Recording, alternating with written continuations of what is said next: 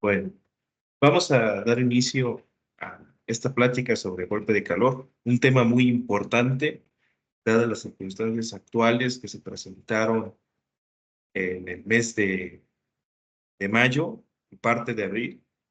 Hay un aumento de la temperatura significativa y este aumento significativo de la temperatura pues, viene acompañado con problemas que pueden repercutir a la salud y en este caso abordaremos este tema de golpe de calor.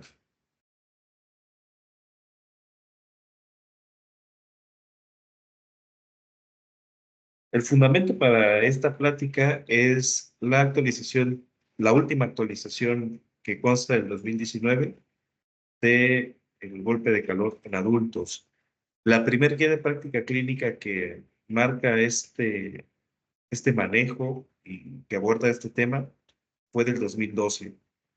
Y hasta el momento contamos con esa diferencia de 7 años. Y actualmente, 5 años han transcurrido desde la publicación de esta guía de práctica clínica, por lo que todavía continúa vigente. Bueno, empezamos con la definición.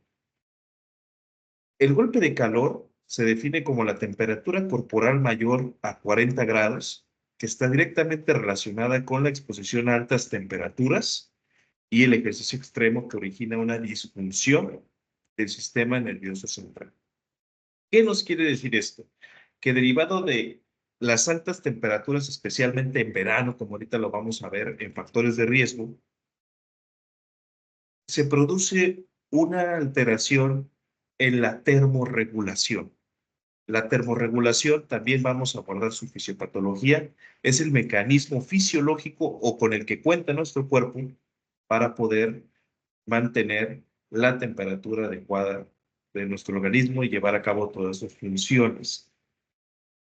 Cuando hay una disfunción del sistema nervioso central por las altas temperaturas, se pueden producir alteraciones neurológicas, especialmente en estadios más avanzados, como también lo vamos a ver en clasificación, como son el delirio o la desorientación, alguien que no sabe exactamente dónde está, qué estaba haciendo, que se le olvida un dato importante de la memoria a corto plazo o a largo plazo, o que sencillamente pierde la conciencia. Hay una alteración del estado de alerta y todo esto puede englobar el delirio. Las convulsiones, ya sabemos, es una hiperexcitación motora que puede verse muy aparatosa, ya sea focalizada o generalizada, y que puede estar presente. Y el coma, que es la pérdida completa del estado de conciencia, incluso alteraciones del patrón respiratorio. Entonces, esa es la definición de golpe de calor. Aumento de la temperatura corporal por encima de 40 grados, exposición a altas temperaturas con una disfunción del sistema nervioso central. Esa es la definición correcta. Dentro de la etiología, que es el origen de lo que podemos encontrar como golpe de calor, y la epidemiología, que son los datos estadísticos, tenemos dos categorías. El golpe de calor clásico, es decir, aquella que se presenta en mayores de 65 años, y el golpe de calor relacionado al ejercicio. Un golpe de calor bien establecido como diagnóstico debe de cumplir con estos criterios: la temperatura corporal por encima de 40 grados y la disfunción del sistema nervioso central. Todo aquello que no entre en la definición no se considera un golpe de calor como tal. Puede haber un aumento de la temperatura sin necesariamente llegar a los 40 grados y puede haber una pérdida parcial del estado de conciencia por otras causas. Muchas veces se escucha acerca del golpe de calor, pero en realidad debe de cumplir con la definición: temperatura mayor a 40 grados y alteraciones del estado de conciencia o alteraciones en el sistema nervioso central. Regresando a esta parte de la etiología y la epidemiología, la otra definición es el golpe de calor relacionado al ejercicio, generalmente ya extremo. Alguien que no necesariamente tenga 65 años puede rondar entre los 20, 30, cuarta o quinta década de la vida, pero que sí se exponga a estos factores de riesgo de temperatura ambiental y que pueda presentar esta sintomatología.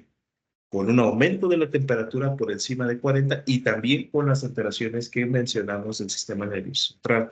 Ahora, fíjense la relevancia de esto, y es que la mortalidad después de un golpe de calor se manifiesta como máximo 28 años.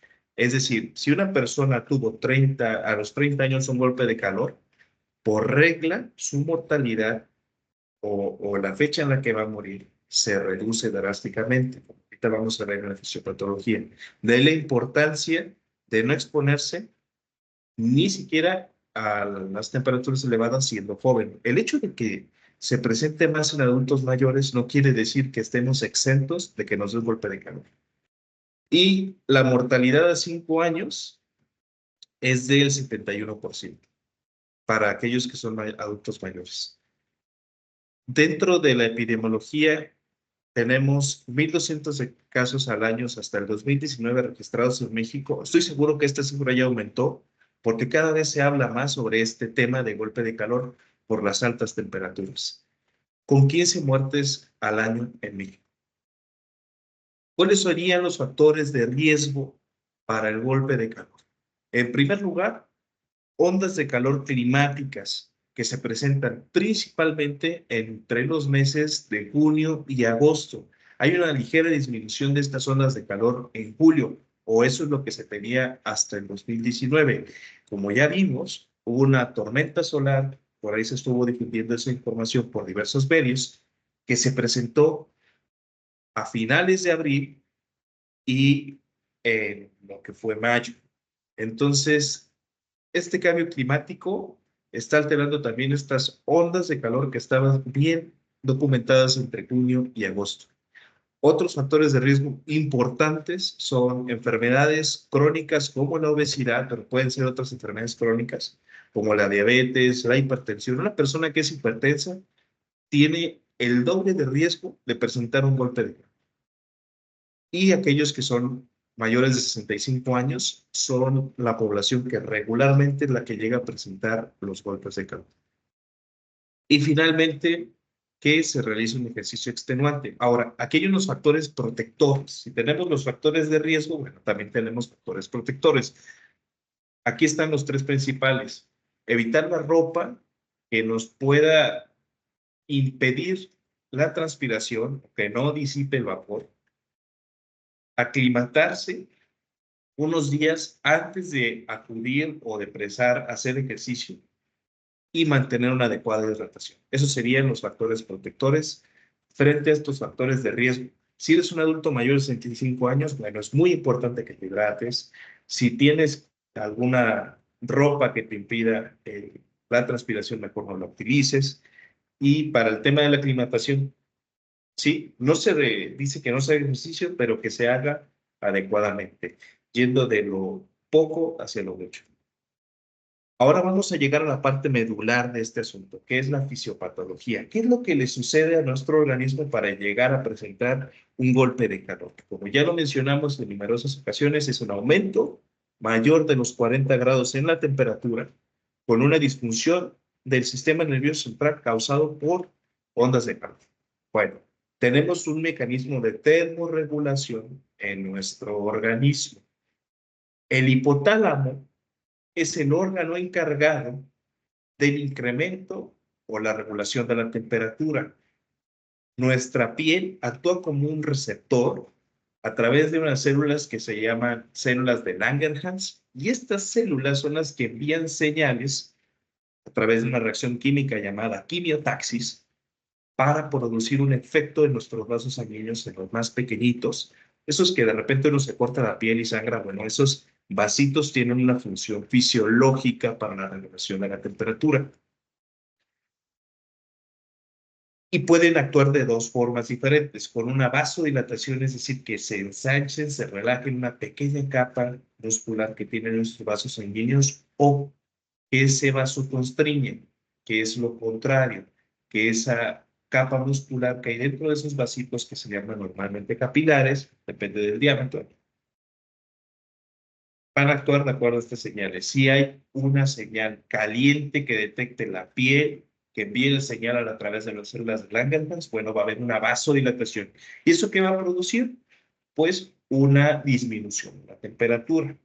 A su vez, también cuando tenemos estos mecanismos de sensación de calor, pues también hay una disminución de la frecuencia cardíaca, hay una secreción de una serie de hormonas que nos van a mantener con la temperatura a nuestro cuerpo como normalmente debe ser, que debe ser entre los 35 grados y máximo los 37 grados. Todo aquello que esté por encima de los 37 grados ya se considera como una elevación de la temperatura corporal y se va a clasificar en febrícula, aquella que es entre 37 y 38 grados, y fiebre, todo aquello que sea mayor de los 38 grados, que como ya vimos en el golpe de calor, pues está 2 grados más arriba. Y bueno, ese es el mecanismo básico de la fisiopatología, así sin entrar en tantos detalles. Ahora, ya hablando sobre la clínica y el diagnóstico, otro punto importante sobre la fisiopatología es que a medida que nuestro cuerpo va envejeciendo, las células de Langerhans van muriendo, se van atrofiando, igual que muchas otras células y también la misma capacidad de recepción de la piel. Es por eso que cuando esta vía se altera, por la misma edad suceden los golpes de calor. Ahora sí vamos a entrar de lleno a lo que es la clínica y el diagnóstico. Como lo mencionamos al inicio, tenemos 3 estadios. Estos 3 estadios del golpe de calor se pueden manifestar por mareo y fatiga adicionado con calambres en un primer inicio. Cuando ya comenzamos con estas alteraciones del sistema nervioso, se llama estadio 2. Y finalmente, la pérdida del estado de conciencia y las convulsiones serían un estadio grado 3, el estadio más grave que se puede presentar en el golpe de calor. Una persona que llega a presentar un estadio grado 3 sería la que requeriría las intervenciones como ven en pantalla, que por ejemplo, aquí se está manejando la vía aérea por medio de un tubo de alto flujo con sus receptores, o más bien sus bombas de infusión ya canalizadas al cuerpo. Vemos también que tiene control térmico, al menos de la parte frontal en la frente, tiene también una franela o una jerga que pueda actuar para ayudar a esta temperatura elevada. Y pues por medio de las bombas de infusión, que no son más que esos cuadritos que vemos del lado izquierdo, al lado de la cama, bueno, se administran diferentes medicamentos. Pero como vamos a ver en el tratamiento, no damos esto hasta que llegamos a un estadio 3. Por eso es que las bases del tratamiento, desde que estamos en el estadio 1, 2 y 3, se basan en estos principios. El primer punto es bajar la temperatura. Obviamente una temperatura de 40 grados es mortal y conforme pase el tiempo, muchas células y mecanismos fisiológicos se van a ver alterados. Por eso es importante que nuestro primer pilar o base de tratamiento sea bajar la temperatura central lo más rápido posible. Pero esto es con medios físicos. Ahora, los medios físicos deben de ser con temperatura no al punto de congelación y no menor a 10 grados, es decir, todo aquello como el agua o lo que se administre, jergas y demás en el cuerpo, debe de estar entre los 10 grados y la temperatura ambiente o temperatura corporal ideal, que serían los 36 grados centígrados. Así es como se debe de bajar la temperatura por medios físicos. Pero también podemos hacer intervenciones más invasivas, como las que vamos a mencionar en el esquema de tratamiento general. El segundo pilar sería el apoyo en función orgánica, es decir, mantener, por ejemplo, si ya está habiendo una disminución del patrón respiratorio, pues agregarle oxígeno. Si la persona no puede masticar los alimentos, bueno, pues a lo mejor una sonda nasogástrica. Son cuestiones que nos van a ayudar a mantener la función orgánica. Si no puede orinar y presenta ya un acúmulo de líquido en la vejiga que sucede en el adulto mayor y más con un golpe de calor, bueno, pues se va a colocar una sonda. Esos son el tipo de apoyos que se pueden dar a la función orgánica. Y finalmente, de primera instancia, al menos en el estadio 1 y 2, no usar fármacos hasta que se hayan hecho las intervenciones mencionadas anteriormente. Bajar la temperatura central rápida y el apoyo a la función orgánica. Ahora, sobre el manejo en un paciente con golpe de calor, tenemos los escenarios. El manejo prehospitalario, es decir, todo aquello que esté, por ejemplo, en esta empresa o sucede en la vía pública o en el domicilio, es un manejo prehospitalario. Y el manejo hospitalario, pues ya sería en una sala de urgencias y lo que sería el área de piso, pero generalmente esto se maneja en urgencias y en casos muy graves, como el que vemos en esta imagen, sería en una unidad de cuidados intensivos. Ahora, si el paciente cumple con los criterios, como por ejemplo una edad mayor a 65 años o una edad menor a los 5 años, pues evidentemente tiene que ser trasladado. Todo niño que presente una temperatura mayor de los 38 grados tiene que considerarse acudir a la sala de urgencias, pero si ya perdió la conciencia, se le traslada. Los datos de gravedad, como ya los mencionamos, son aquellos donde se pierde la conciencia y una alteración del sistema nervioso central. Y si bien la persona puede no llegar a presentar esa alteración, pero sí la temperatura, bueno, evaluamos si es hipertenso, si la presión está alta, pues también se tiene que trasladar, o si tenemos una frecuencia cardíaca elevada, mayor de 110 latidos por minuto, también lo tenemos que trasladar. Son esos criterios que tomamos en cuenta. Y finalmente, si hay medicamentos que pudieran alterar el juicio clínico, como por ejemplo, si toma algún medicamento antidepresivo, como la olanzapina o tal vez la, eh, otro tipo de medicamentos ya que son más omníferos como el clonazepam. Bueno, esos son medicamentos que pueden alterar el estado de conciencia y por lo tanto tenemos que trasladar otro también que se me estaba pasando y quería mencionar, la quetiapina. Es otro medicamento que se da en el adulto mayor con mucha frecuencia y que puede alterar el estado de conciencia. Bueno, ¿qué es lo que se va a realizar? En primera instancia, quitarlo de la fuente de calor. Si está en el sol, lo ponemos en una sombra, por ejemplo.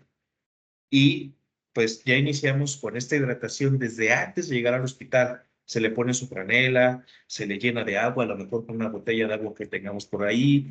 Y si tenemos la capacidad, como por ejemplo podría ser con un paramédico, de canalizarlo, es decir, de pasarle una hojita por la vena y empezar a transmitir medicamentos, pues se hace de una vez con soluciones que nosotros conocemos, que pues la menciona aquí, que es la fisiológica, el cloruro de sodio y el Harman, pues son soluciones que administramos desde el prehospital.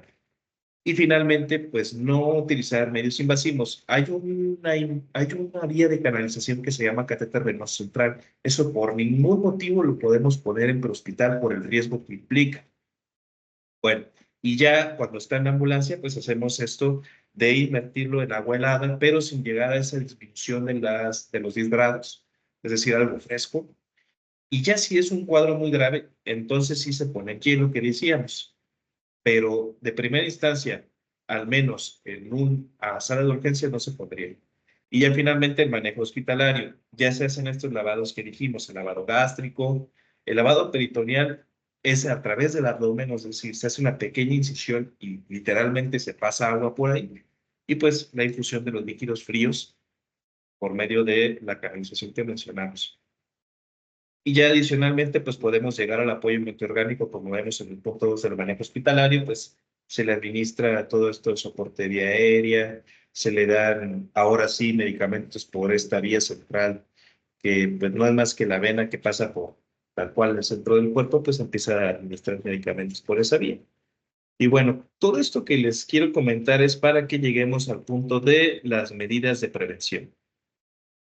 ¿Qué es lo que tenemos que hacer para llegar a evitar estar en un periodo ya crítico, sobre todo si tienen adultos mayores en casa o algún familiar que esté con factores de riesgo? Pues, en primera instancia, mantener la hidratación. Si no nos hidratamos, no le vamos a ayudar al hipotálamo a que haga su trabajo. Para poder hacer esa quimiotaxis de las células de Langerhans, la hidratación es fundamental y también para poder llegar a una vasodilatación. Ninguna arteria, ninguna vena se va a dilatar si no tiene suficiente agua. Para mantener la perfusión sanguínea se necesita agua, por eso es importante hidratarse, aunque no nos dé sed. Y otro punto importante, a medida que vamos envejeciendo, por eso también es más frecuente en el adulto mayor, no nada más por el tema de la piel, vamos perdiendo esa capacidad de el gusto y de la sed. Por eso es que a ellos les pasa con más frecuencia un golpe de calor. Y bueno, aquí les dejo una pequeña fórmula. En general, para todos los adultos que sean mayores de 18 años, se debe de tomar al menos 2 litros de agua. Si se toma la fórmula como la estamos dejando aquí, pues serían 250 como variable, lo multiplicamos por el kilo de peso y lo dividimos entre 7. Y esa va a ser el agua requerida por kilo de peso. Ahí les dejo esa formulita por si quieren tenerla ahí para saber cuánta agua necesitan tomar ustedes o sus familiares. Hay otras variables, pero en forma general, eso es lo que se debe tomar de agua como mínimo en todas las personas. Y tenemos aquí también otros puntos importantes, como es la reducción de la actividad física en horarios donde va a ser más calor, como a mediodía y hasta las 6 de la tarde, que es cuando el sol está más fuerte. Otra recomendación importante y marcada en negritas es que se debe permanecer en sitios bien ventilados y frescos. Vestir ropa holgada y fresca y finalmente bañarse y mojarse el cuerpo con frecuencia. Y bueno, estas son las medidas de prevención para el golpe de calor, un tema muy importante. Considero yo que cada vez va a cobrar más relevancia. También lo menciona la guía de práctica clínica. Cuando lleguemos al año 2050, pues esta prevalencia pues va a aumentar más del doble, hasta 3 veces más los casos. Bueno, menciona 2.5, pero sí, evidentemente lo vamos a ver con mayor frecuencia. Y bueno, no sé si alguno tenga alguna duda, alguna pregunta, si todo haya quedado claro. Espero no haberlos enredado. En general, lo que deben de hacer son las medidas de prevención que ya mencionamos.